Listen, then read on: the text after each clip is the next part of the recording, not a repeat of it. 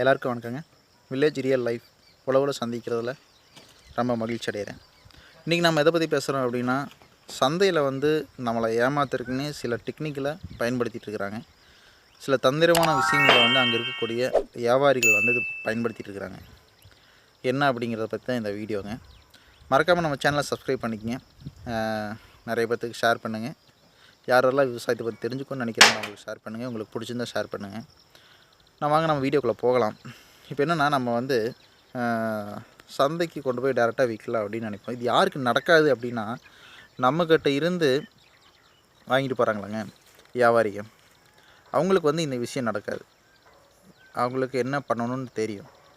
ஆனால் நமக்கு திடீர்னு ரோசை நான் இடைத்தரகர்களாக கொடுக்க மாட்டேன், நானே தான் நேரடியாக போய் சந்தையில் விற்று காசு பண்ணுவேன் அப்படின்னு திடீர்னு நம்மளுக்கு ஒரு நாள் ரோசை வரும்.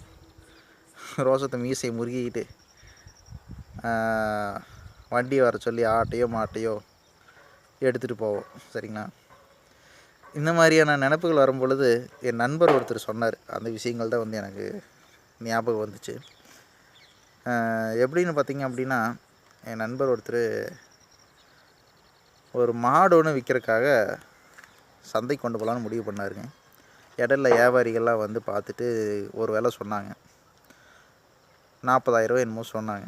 இல்லை, இந்த மாடு 50,000 மேலே போகும், நான் நேரடியாக சந்தைக்கு கொண்டு போய் தான் நேரடியாக தான் விற்பனை பண்ணுவேன், இடைத்தரகர்களெல்லாம் எனக்கு தேவையில்லை அப்படின்னு ரொம்பவே ரோசப்பட்டு உணர்ச்சி வசப்பட்டு ஆட்டோவில் மாட்டை ஏற்றிட்டு சந்தைக்கு கொண்டு போகிறாருங்க.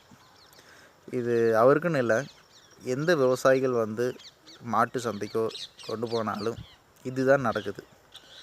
பல தில்லலங்கடி வேலையிலும் இந்த ஒரு விஷயமும் முக்கியம்னு வைங்களேன். மாட்டை கொண்டு போய் இறக்கி அந்த இடத்துல நின்றுட்டுருக்காரு. இவர் ஒரு விலை நிர்ணயம் பண்ணிட்டார். ஒரு எடுத்துக்காட்டுக்கு ஒரு 50,000 மாடு விற்றுடலாம் அப்படின்னு முடிவு பண்ணிட்டார். சரிங்களா? அங்கே இருக்க ஒருத்தர் வராரு. மாடு எல்லாம் பார்த்துட்டு, மாடு நல்லா இருக்குதுப்பா, என்ன ரேட்டு அப்படின்னு கேட்குறாரு.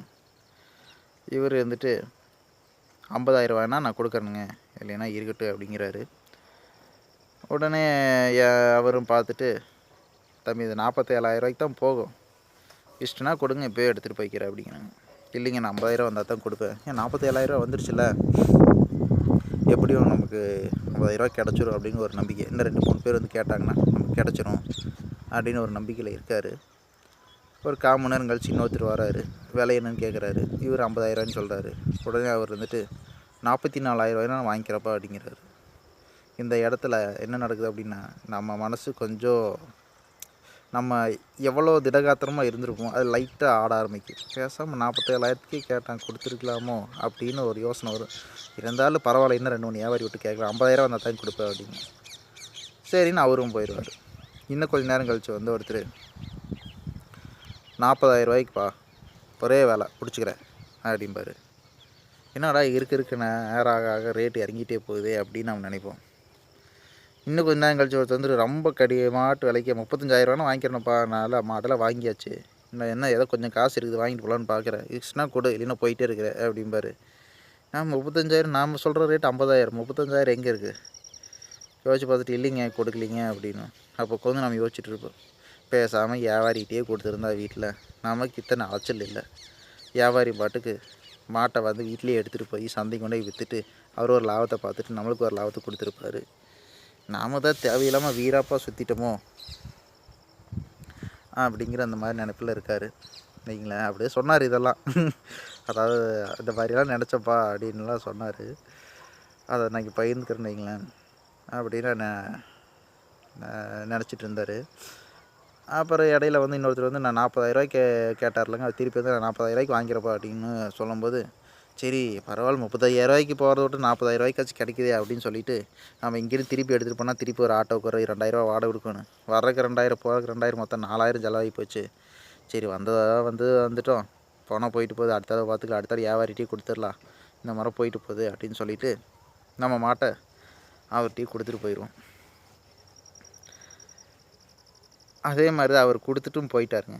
கொடுத்துட்டு கொஞ்சம் நேரம் கழித்து அந்த பக்கம் போகும்போது பார்த்தா, இந்த 4 பேரும் ஒரே இடத்துல உட்காந்து டீ குடிச்சு நியாயம் பேசிகிட்டு இருக்கிறாங்க. அதுக்கப்புறம் தான் புரிஞ்சுது இவங்க வந்து நம்ம விவசாயிகள் நேரடியாக கொண்டு போனால் என்ன பண்ணுறாங்க அப்படின்னா, நம்ம மனசை தளர வைக்க செய்கிறாங்க.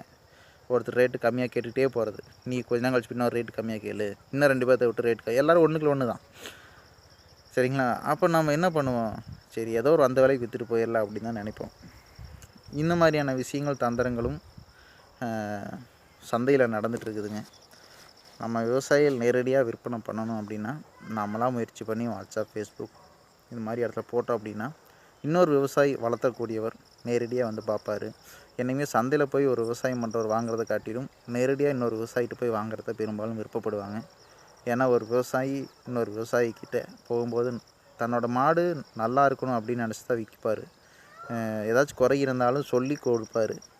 மாடு தீவனம் எடுக்கலினாலும் என்ன சாப்பிடு அப்படின்னு சொல்லுவார். சந்தையில் போய் வாங்குறத பெரும்பாலும் நம்ம தவிர்த்துக்கணும். பார்ப்போங்க அடுத்த வீடியோவில். வேறு ஏதாச்சும் சுவாரஸ்யமான விஷயங்கள் நடந்தது அப்படின்னா மறக்காமல் பகிர்றேன். இது மாதிரி உங்களுக்கு ஏதாச்சும் ஒரு நிறைய அனுபவம் கிடச்சிது அப்படின்னா மறக்காமல் கீழே கமெண்ட் பண்ணுங்கள். நன்றி, வணக்கம்.